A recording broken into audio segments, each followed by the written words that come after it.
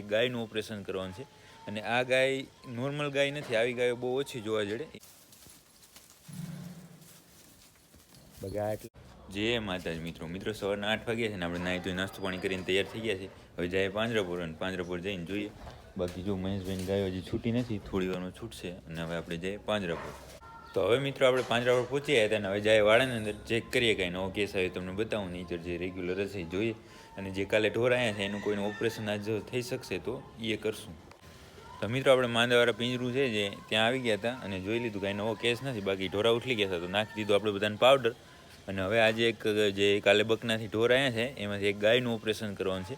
અને આ ગાય નોર્મલ ગાય નથી, આવી ગાયો બહુ ઓછી જોવા જડે. એ આપણે જોઈએ હમણાં અને તમને બધું સમજાવું. તો ચાલો જઈએ ગાયને પકડવા માટે બાજુના વાડામાં. તો હવે મિત્રો આપણે છે માંદાવાળા વાડામાં આવી ગયા હતા અને જે ગાયની મેં તમને વાત કરી હતી આપણે પકડી રાખી છે. અહીંયા જોઈ શકો છો આ ગાય. તમે આમ જોઉં ને તો એક નજરે તમને એવું લાગે કે આ એક બળદ હશે કયો, પણ આ બળદ નથી. આ રહ્યા કાનકુંવર ગાય કહેવાય, કે જે કોઈ દિવસ વિયાણી ન હોય. જો નીચે વરાગ કે કાંઈ ન હોય, જાણે વાછડી હોય ને એવું હોય. અને આમ તમે સાઈડમાંથી ને એને જોઉં ને તો જે માણસ ઘણું આમાં ન જાણતો હોય એમ કહે કે આ બળદ છે, આવો મોટો તો બળદ જ હોય ને. આની હાઈટ મારા બરાબર. ભગત તમે બાજુમાં ઊભો તો આની હાઈટ આપણે ખબર પડે કેટલી છે. ઘણી હાઈટ સાહેબ આની. જો ભગતની હારોહારની બળદ જ છે એમ. હા, ભગતની હારોહારની હાઈટની છે જો.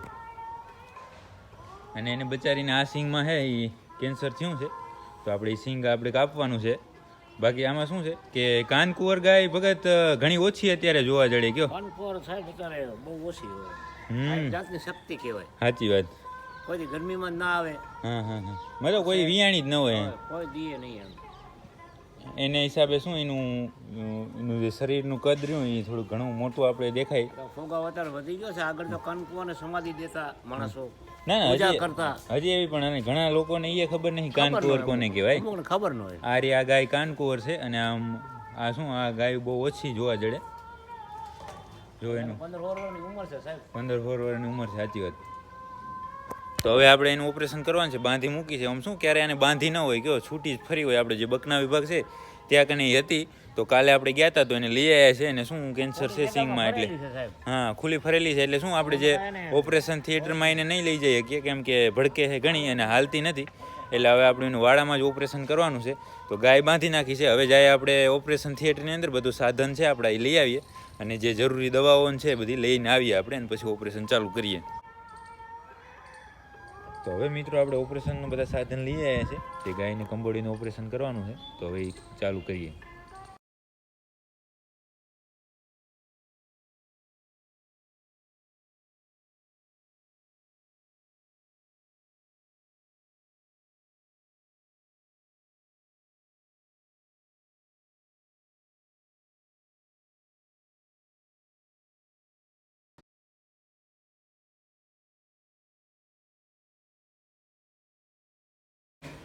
તો હવે મિત્રો આપણે જેવું કાનકુંવર ગાયનું ઓપરેશન કરવાનું હતું એ થઈ ગયું છે. ઓકે, તમે જોયું. બાકી જો બધા સાધનની સફાઈ કરે છે ભગત. અને આમ શું થોડીક વાર લાગી, કારણ કે ગાય હતી બરુકી ગયો, મતલબ આમ તાજી હતી અને લોહીવાળી હતી, એટલે તોફાન ઘણું કરતી હતી. છતાં આપણે છે ધીમે ધીમે ઓપરેશન કરી નાખ્યું છે અને ઓકે છે. હવે જાશું આપણે આપણી ગૌશાળાએ. અત્યારે જે એવું ડ્રેસિંગનું કામ છે એ આપણે બંધ રાખશું અને બપોર પછી આવી અને એ બધું કામ કરશું. હવે જાય આપણે ગૌશાળાએ અને ગૌશાળાએ જઈને જોઈએ. તો હવે મિત્રો આપણે છે પાંજરાપોર બધું કામ પૂરું કરી અને જે ડ્રેસિંગનું બાકી છે પછી ઓપરેશનનું પૂરું કરીને આપણી ગૌશાળાએ આવી ગયા હતા. જોઈ શકો છો આજે ગૌશાળામાં પાછળની સાઈડ છે આપણે કટ્ટી નાખી છે, તો બધા આવે છે ધીમે ધીમે. બાકી એટલા અહીંયા આવ્યા તો એ ખાવા માંડ્યા. બાકી જો ધીમે ધીમે આવે બધા.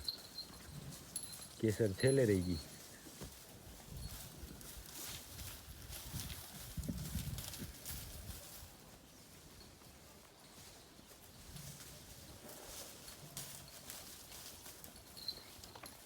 આજે શું પાછળની સાઈડ કટી નાખી એટલે શું ને આગળ છે એ ઓગટ થોડીક ઓછી થાય, એટલે આ બાજુ આપણે અહીંયા સુધી વાળો છે અહીંયા સુધી. બાકી એમને આ દિવાલ છે છેટ આમ આગળ આપણે છે નીણ નાખી આ ભાગ છે અને આજે અહીંયા નાખી છે. તો એ બધા આવી ગયા અને ખાય છે હવે.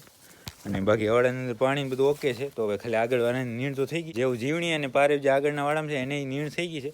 તો એ તમને બતાવી દઉં અને પછી જઈશું આપણે ઘરે.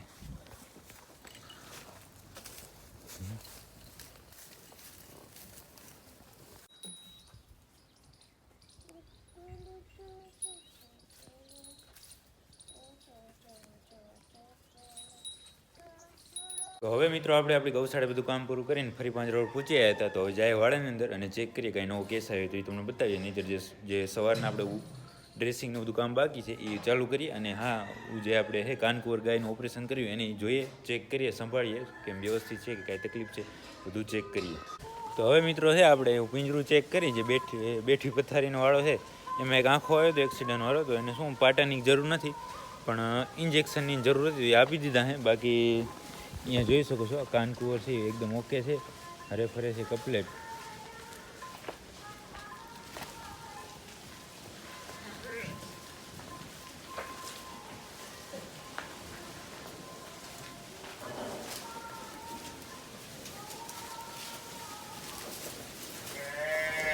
અને હવે આપણે એ આ વાડાની અંદર જેટલે ડ્રેસિંગનું કામ છે એ બધું જોવાનું છે. તો કામ ચાલુ કરીએ. બાકી બીજો કાંઈ કેસ હતો નહીં. આજે આપણે સવારે થોડુંક ગાય તોફાન હતી એને કારણે આપણે મોડું થઈ ગયું હતું. તો ડ્રેસિંગ સવારે નહોતા કરી શક્યા, તો હવે અત્યારે કરશું.